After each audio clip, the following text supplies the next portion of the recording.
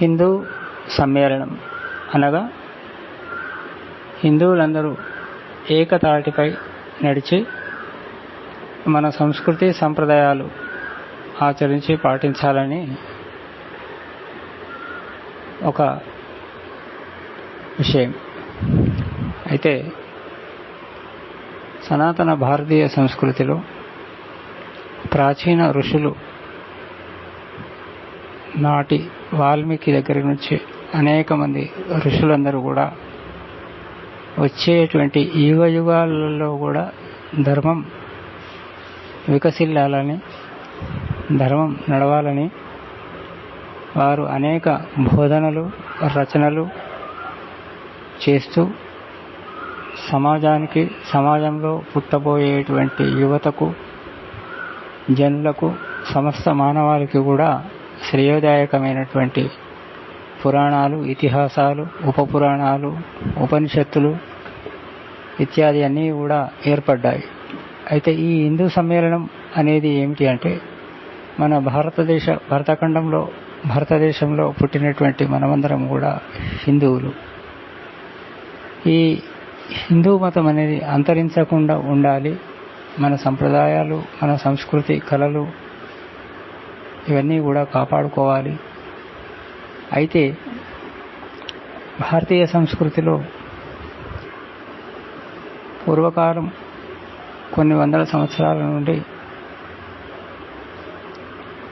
అన్య మతస్థులు ఇతర దేశాల నుంచి మన దేశాల మీదకి వచ్చి దండయాత్రలు గావించి ఇక్కడ ఉన్నటువంటి సంపదలను కొల్లగొట్టి వారి యొక్క విష సంస్కృతులన్నింటినీ కూడా ఇక్కడ రుద్దినారు. నిజానికి భారతీయులందరూ చాలా మంచివారు, కల్లా కపటం లేనటువంటి వాళ్ళు భారతీయులు. ఒకరికి కష్టం వస్తే ఇంకొకరు నిలబడి వారి కష్టాన్ని తొలగించేటువంటి వాళ్ళు భారతీయులు. ఈర్ష్య, ద్వేషం, అసూయ అనేటి భారతీయులలో ఉండదు. భారతీయ రక్తం ధర్మరక్తం. ఇక్కడంతా ధర్మమే ఉంటుంది. కానీ వీటిని డైవర్ట్ చేయడానికి ఈ ధర్మం అనేటువంటి విషయాన్ని, ఈ ఆధ్యాత్మికత అనేటువంటి విషయాన్ని తుంచడానికి వారు అనేక ఎత్తుగడలు వేసి మన భారతీయ సంస్కృతిని చాలా వరకు దెబ్బతీశారు. అయినప్పటికీ కూడా భగవంతుడు మన భూమిపై ఉద్భవించినాడు కాబట్టి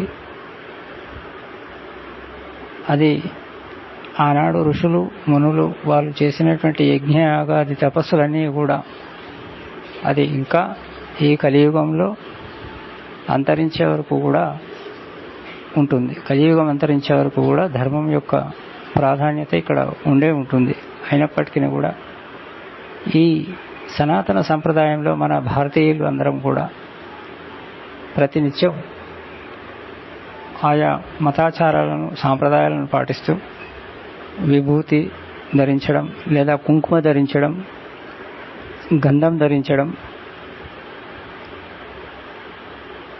శుభ్రమైనటువంటి వస్త్రములు ధరించడం,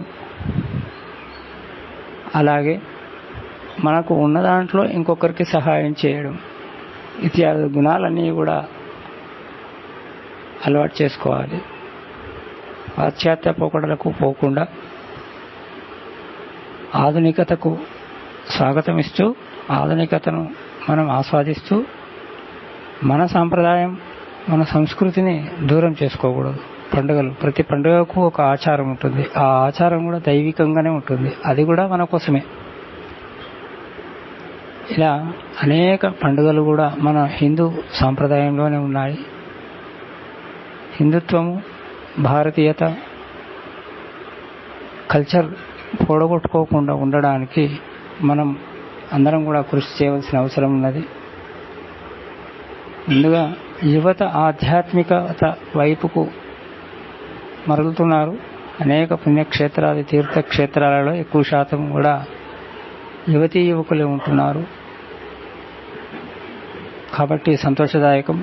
ఇంకా ఈ విషయాలన్నీ కూడా, ఈ సంస్కృతి సాంప్రదాయాలను డెవలప్ చేసుకుంటున్నట్టయితే ఇంకా మన హిందూ సంస్కృతి బలపడే అవకాశం ఉంటుంది.